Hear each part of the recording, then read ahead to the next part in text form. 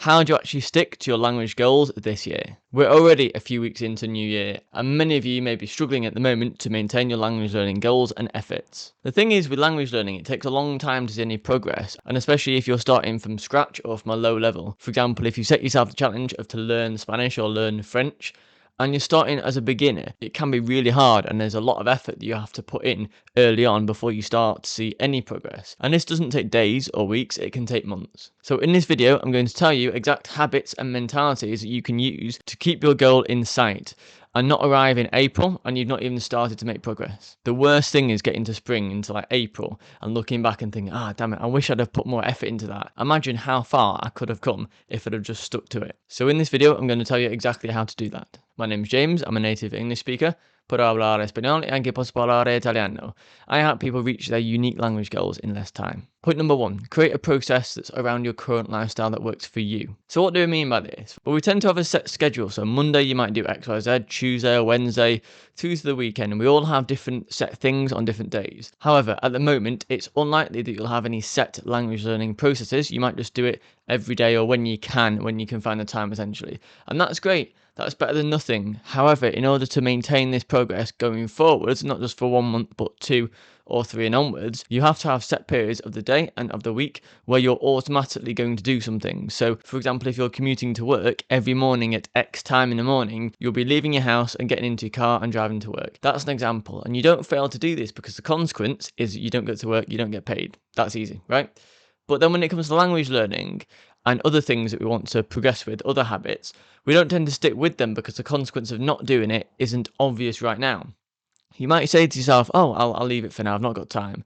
But realistically, you did have time, you just prefer to have a lie-in, and that's absolutely fine. However, if you enjoy what you're about to do, then that'll feel less of a negative thing to do, really. And that's a big point. Make it so that you enjoy the activities you're doing, but you do it on a regular basis every day and every week. If you miss a day, that's fine. Just don't miss 2 days. And that'll tell your mind, right, I'm disciplined.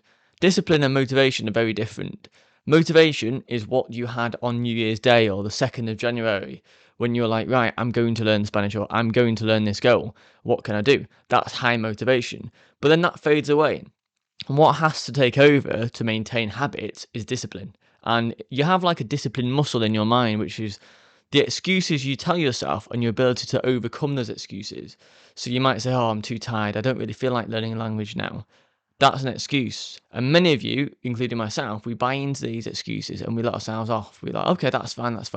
I understand, let's not do it. But if you keep on talking yourself out of things, you never get anything done. So your discipline muscle is a muscle that contradicts that. It's a muscle that pushes back and says, look, I want to get to my goals. We're going to do this. And the more you use it and the more you talk to yourself in that way, the better you get at it. So to summarize that bit, make sure that you have a set routine out of your day. Say every day at 12 o'clock for your lunchtime, you do a bit of studying. Maybe it's on Duolingo, you open your favorite app out and you do an exercise for 2 minutes. Maybe it's every morning while you're waiting for the bus, or you do an exercise, or you listen to a podcast, or while you're commuting. What I do is every morning when I'm commuting to work, say for half an hour, I listen to a podcast on either Spanish or Italian, depending on what language I'm studying at that point. And all these moments add up. So you can't tell the difference straight away. You can't tell it after a week or 2 weeks, but after a month or 2 months, you start to see the difference because it all adds up, and all this information that's coming into your senses, you're hearing and you're seeing things written down, that means that your mind gets used to how language sounds and looks. Now, a good idea as well is to replace the normal activities you would do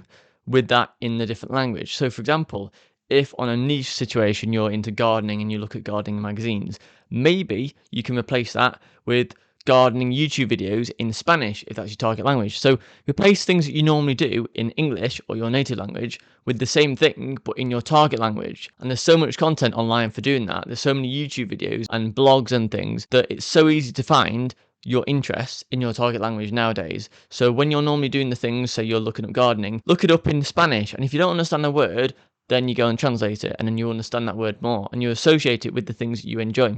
So if it's flowers or whatever you do as a gardener, maybe a rake or something else, I'm inventing things now, or lawnmower, you can look up those words in your target language, and you get better at them. And also, if you can find people online who also like gardening, you can practice your target language speaking with them. So 2 birds with 1 stone, you make friends as well. One final thing I'll mention as well, it's very important that you remember why you added onto your to-do list for this year to learn Spanish or learn Italian or learn your target language.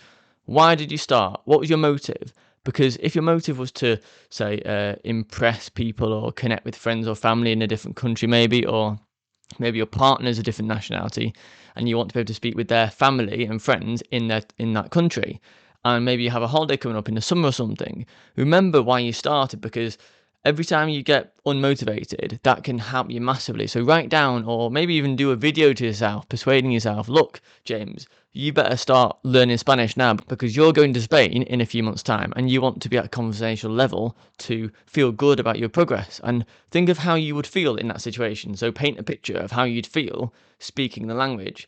And that will help you so much when you feel unmotivated, because it's so easy to be unmotivated, but then it can be easier to bring yourself back into it if you remind yourself why you started. And pair your motivation up with the process of setting yourself up for success by creating daily and weekly habits, and then gradually you'll be getting closer to your language goals. Anyway, that's it for today. Thanks for watching. There's a video that's recommended by YouTube, so if you want to get closer to your language goals, feel free to click and watch it. See you later.